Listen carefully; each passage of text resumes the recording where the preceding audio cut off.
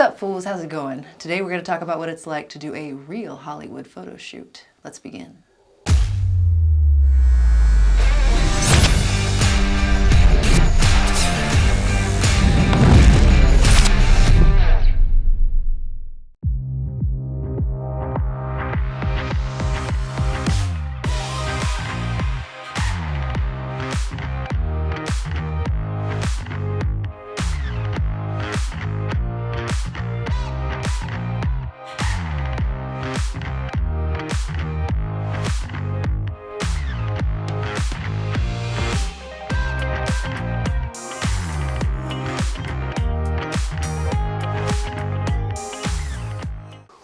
Ready?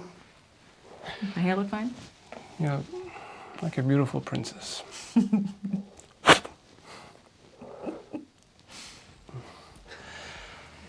So, today we are talking about a little photo shoot Allie and I went to. This is Allie, say hi. Hey. Allie is an actress here in Los Angeles, and tell us a little bit about yourself.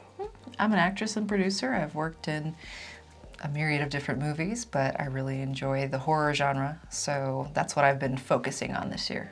What's out there we might have seen? The most likely thing that you might have seen, I do have a movie on Amazon Prime called Bloomfield. I've also been in a few things that are out right now, including Amityville in the Hood and some upcoming projects that are very shark-centered. Shark-centered? Like Sharknado? Kind of like Sharknado. So I have upcoming, I have Space Sharks and Sharks in the Hood. Space Sharks. Said just like that, Space Sharks. Yeah, I gotta watch those. Or should I? Yeah, okay. Anyways, Allie and I, we went to a photo shoot of hers with a photographer called, what's his name? Dropout Photography? Dropout Photography. He does lots of model shoots and stuff like that. You can see his pictures right now. And Allie asked me to, or actually I invited myself to come and shoot a little behind the scenes, because I thought it's interesting for you guys to see what a photo shoot like this actually looks like. You know, from the makeup to the actual shoot and what it looks like. Yeah. So how was this makeup process for you? We had a little makeup session. We had a little makeup session with Jennifer. Tell us about her. So I met Jennifer working on another movie where she was an actress, and I was aware that she is a makeup artist, has started her own business. So I went to her first, you know, somebody I get along with, and had her make me up because I knew she'd do a better job than I might for camera. How does it work? Like, do you do photo shoots like this often? I don't do photo shoots like this very often. As an actress, most of the time, if I'm doing a photo shoot, it's because I need to keep my headshots up to date. I need to be able to show casting directors, what do I look like? So it's typically right here, 8x10, this is me. Whereas a shoot like this, we're doing full body, and a couple of those might be helpful for the casting process, but these are more for me and for my audience and people who are trying to get to know me better. So when you do a photo shoot like this, who's paying for all of that? Like, a photographer needs to be paid, makeup artist needs to be paid, equipment, studio, all these things. Who's paying for those things? In this instance, it depends. So if we were doing a photo shoot for a brand, then that brand would compensate for the photographer, pay for the location, pay for the makeup, etc. In this instance, I had a photographer who approached me about doing pictures where we would both benefit. So trade for pictures, TFP. And this is something that I've done periodically throughout the years. Somebody who can give me photo shoots, headshots, in exchange for the kind of art that they're used to creating or that is on brand for them. So in this instance, it was mutually beneficial. The photographer requested it from me, so he paid for the space, and I chose to hire out a makeup artist. So usually when a brand Does a branch reach out to the photographer and to the model, or is there an agency? Do you know how that works? That just depends. So for something a little bit bigger, yes, it would go straight through an agency and probably have the photographer in mind and have the models cast it out from an agency. I'm not part of a modeling agency, so I'm not going to get approached that way. Typically, I might be reached out to via my manager or through my agents, which are both commercial and theatrical. But your managers, they usually just find you auditions for like movie roles or commercial and that kind of stuff. Yeah. So they don't do photos. I could ask for photos for some kind of modeling stuff, but that's just never been my passion. I'm So as an actress / model, you would have different agencies or managers for that. Yes, if I were pursuing modeling, I would purposely get an agency that represents me for modeling. Okay, before we get into the making of, how would one find a manager or agency? If you are new to LA and you want to be a model, you want to be an actor, what would you do? That is a very complicated question. What I would say before anything else is, what is the don't? Do not ever pay for representation. Do not ever pay somebody up front, cash, to be your agent or manager. That is a scam. Period. Period. That's not something that's negotiable to me. Are you talking from experience? I am speaking from experience. I did have a manager company when I first came out who didn't do me any good, and in fact, the progress that I made personally, aside from them and without them, was used to then scam more people. Look how great she's doing. She's getting on real sets. You know, you should come with us. You can be like her. And at the end of the day, I feel terrible about that. I wonder how many more people spent money because I was pursuing aggressively. Mm. There are different ways to get managers and agents. You can verify whether people are legitimate. You can go online and make sure that people are registered as agents and managers.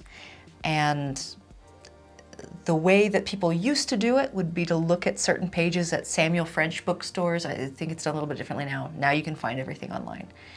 But personally, my preferred way is by using your resources like a class. So I found both my agent and my manager through my acting class, through doing showcases, having them see my abilities and say, you know what, I want her, I like what she can do. And we got a good match. So, if you guys want to start a career as an actor or model in Los Angeles, you just heard what you shouldn't do and what you should do.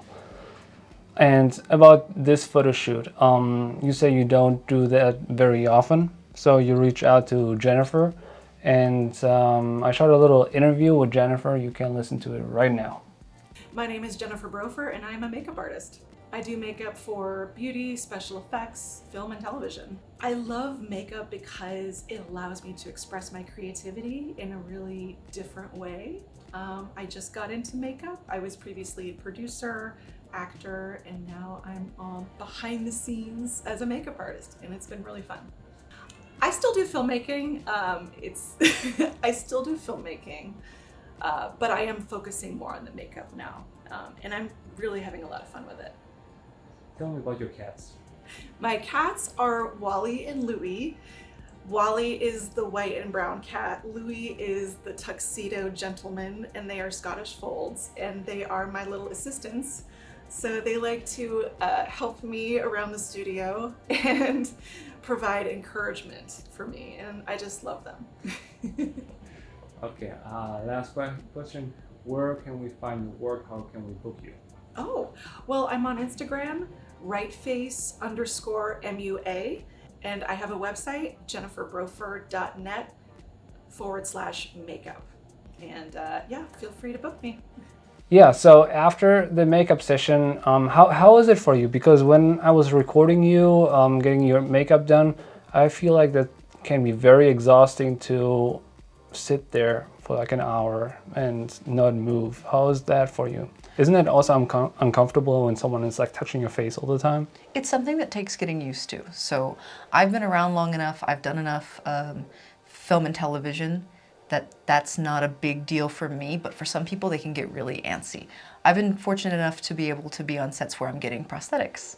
And fortunately I'm not claustrophobic, so it wasn't a problem for me, but that meant sitting for several hours in a makeup chair and not touching your face and not messing anything up. So relatively speaking, this was not a lot of difficulty, but if you're not used to having someone in your space, you know, touching you in this very intimate way, then it can be a bit unsettling. Do you have any tips and tricks how to get over this anxiety? Practice. Do you think about certain things, or do you just try to have a conversation? Because you can't really talk either sometimes, right? Part of the time you can talk. One of the things that I did in this instance was choosing somebody that I knew. Choosing somebody I don't mind having in close proximity to me, and who I trust. Because as much as I can pick somebody who just has a good portfolio, it makes a difference. Maybe they do really good work, but they do things like they're really aggressive with the brushes or something. And so when you remove the makeup, you've got like red eyes or something, you know, your skin is irritated. So having somebody who I trust, who I think is looking out for me, makes a huge difference. And she's a model herself. I believe that she knows what she's doing. So shout out to Jennifer, you did a great job. So we had this makeup session in North Hollywood. Then we were like running out of time. We had to get to downtown Los Angeles by 2. We rented a little studio. How can one rent a studio like that? Do you know? So by using apps like Peerspace, you can find a location and they're rentable by the hour. It's the same way you can do certain kinds of filming. There are locations that are just meant to have photo shoots and videos around Los Angeles because of the need. Yeah, so they have often, the studio where we're shooting, I was shooting at a very similar place, maybe even the same building, I'm not even sure. If you guys are familiar with the Stranger Things scene we shot, I have it here right now. It was a very similar location, and it's basically like a loft thing, right? It's like one loft after the other. Sometimes they have equipment or like props, like this one in particular. Sometimes they're just completely empty. But yeah, those are great to shoot. But when you shoot film there, be aware if it's empty, like the audio is not going to be great. So keep that in mind. But yeah, so we had this photo shoot. We were running a little late. Dropout, what is his name? Dropout Photography. Yeah, this guy, he was already there, pretty much ready for Allie to take pictures. So you had, I think, 3 different outfits, right? Yeah. So how long did it take per outfit to shoot, and how was it for you to like switch back and forth and with the backgrounds? How was it for you to communicate with the photographer about what he wanted, what you didn't want? How was this entire process? The photographer and I agreed in advance to 3 different looks, and so I had been sending him in the days before photographs of the kind of thing that I thought I wanted to wear and photographs of something similar to what I thought he wanted me to wear. So we were able to pre-agree to what he would like from me based on my wardrobe. The changing process, there was the 3 of us there. It was a safe environment for me, so I was perfectly happy with Safe. So I was fine having just a divider and changing behind it as opposed to running off to the bathroom to change. Yeah, this is something you guys have to be aware of, that there was literally just a little thin wall, so you have to feel very secure and safe with the people you are surrounded with, that you can be sure that you're safe when you change and all these things. Otherwise, if she had to go to a bathroom to change, that would have cost like 5-10 minutes per change more, and then we probably wouldn't have gotten that many pictures. Yeah, everything that like that eats into the time that you get to do what you came to do. So not having to run off to the bathroom because of whatever, you know, maybe wait because someone's in there, because you are in a Los Angeles building. You need a code to use the bathroom to go inside. this can be an issue if there's maybe people in there, if there's, you know, some interference from other rooms. We didn't have to worry about sound because we're taking pictures. But if we were filming, we could have easily run into issues from the neighbors. Yeah, but usually at photo shoots, you also have a makeup artist on set, right? Because, for example, you were sweating and you had to take care of that yourself. But usually you have someone on set who is fixing you up every time, right? That really just depends. Personally, I'm not somebody who usually uses a makeup artist. Again, I typically am getting headshots done in any session, so I opt to do my own makeup so that I know I can show up looking the way I look in my pictures. Again, very important if you're going out in front of casting directors that your picture looks like a picture of you and you don't get stuck in the like, oh, I want this very best picture, a picture that really doesn't look like you because you tried to Photoshop out all the things about you that maybe kind of make you special. Yeah.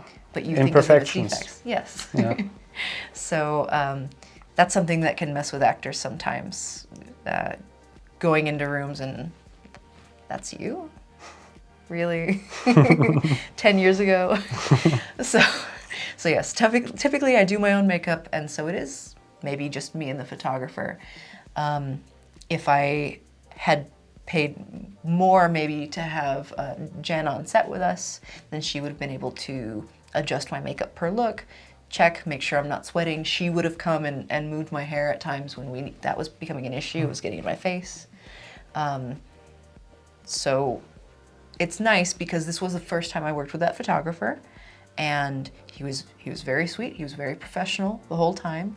He was perfectly nice about having you along, versus some different photographers, they do not want to hear that you have somebody coming along. It messes with their process, or if they maybe are up to something, you know, that's maybe the first red flag. Yeah, that's something I want to talk about too. Like, for me, for example, like safety, like, is very important, right? And how would, especially a woman, protect herself? Like, do you have certain measures you take when you go to a photo shoot alone? In this instance, it was Jennifer was the one who actually knew him. Jennifer has worked with this photographer several times. I've seen the pictures. I wrote her in advance and asked her about him, and she had nothing but good things to say about him. So that was a wonderful recommendation for me to get. In some instances, you can have people approach you who you've never met before, who you don't have anyone in common with. And so that's problematic. That's you trusting your gut to go be potentially half naked in a room with this person. I mean, it so can what be do you dangerous. do? I have had people who have waited outside before upon my first meeting with a photographer, so that even if they didn't want somebody inside, I have somebody in the car for me. Okay. So it just makes it very clear that someone knows where I am and is waiting.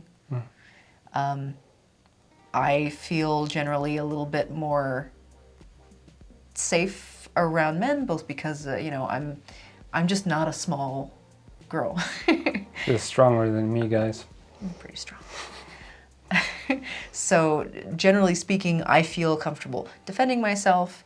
I know that I have the ability to say no, and you know, with some small requests, maybe you toe the line, see what happens, find out where somebody's at. But I know that there are hard lines that I will not cross, and that if somebody starts asking me them, it's time to go. So knowing in advance what your boundaries are is really important. That's a good one. So you said in the beginning of this conversation that you are mainly like a horror actress. How was it for you to be sexy on camera? Like, because you didn't show any personality. You were this sex object in this moment. How was that for you? That's hard for me, but that's kind of part of the reason that I did it. So for me personally, being that model, being that sex object, that's just not the most comfortable. But I am going out for parts where it's relevant, where it's important, where I need to embrace that side of myself. So in a way, this was an excuse for me to step out of my comfort zone, be sure that I'm prepared when the time comes for me to do a role like that, make sure that I can perform. Yeah, that was an interesting part when you were directed by the photographer, and it looked like through your facial expressions and your body language that you know what you're doing. So without any experience, so I guess you just know how to be sexy on command. Personally, I know how to take direction. That's something I pride myself on as an actress. I, generally speaking, can do a scene, whether I'm working with a casting director or a coach, and be prepared to adjust my choices based on what I'm asked to do. Because the way I see the scene happening in my head is not always the way things are. So what I think that you observed was me being directable. Okay, I'm being asked to do this. This is the different choice I have to make, and I have to accept it. So it's accepting it in my body and in my face. So after the photo shoot, like a week passed or so, you've seen the pictures. Is there anything you would have done differently? I think I would have liked to have prepared differently, but I'm always going to think I could have done better. Prepared, how so? How?